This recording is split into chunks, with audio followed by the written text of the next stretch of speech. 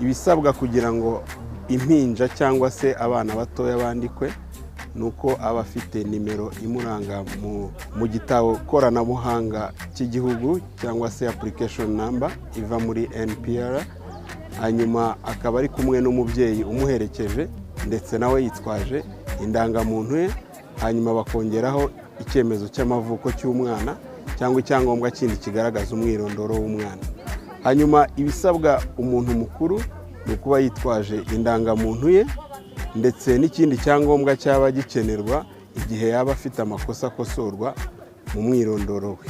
Nkaba nshishikariza kandi abanyarwanda bose muri rusange, cyane cyane by'umwihariko abaturage ba Kamonyi, kwitabira iki gikorwa cyo gutanga amakuru kugira ngo bitungire irangamuntu koranabuhanga. Iki gikorwa ibisabwa byose ni ubuntu, nta kiguzi.